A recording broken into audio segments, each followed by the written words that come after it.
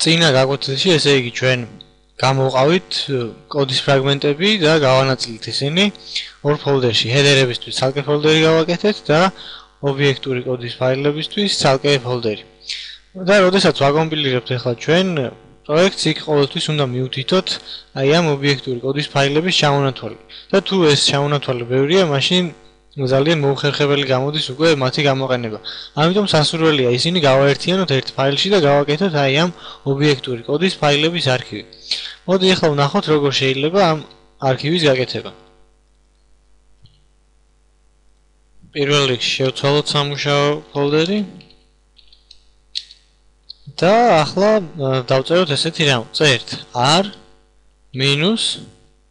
r-rcs და შემდეგ წერთ იმ ფაილის სახელს, იმ არქივის სახელს, რაშიც უნდა მოვათავსოთ ეს ობიექტური კოდის ფაილები.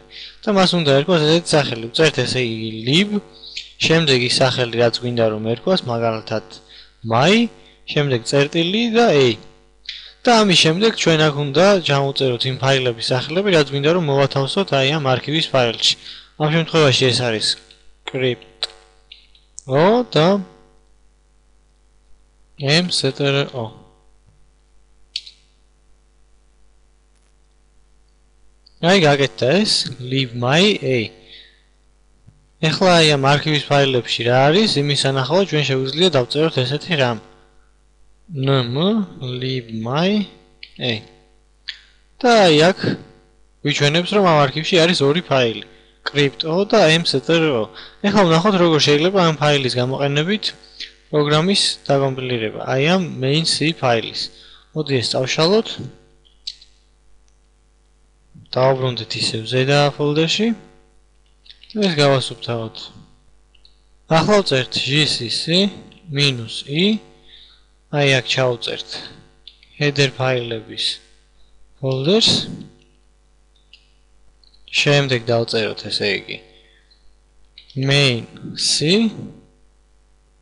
ამის შემდეგ უნდა მივუთითოთ ფოლდერი, სადაც არის ეს ჩვენი ბიბლიოთეკის ფაილები, ანუ ეს არქივები ამ ობიექტური კოდის ფაილების.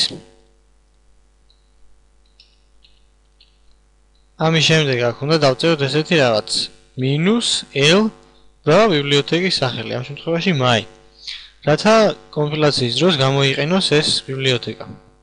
ამის შემდეგ ვწერთ -o და ფაილის სახელი. და აი დაკომპილირდა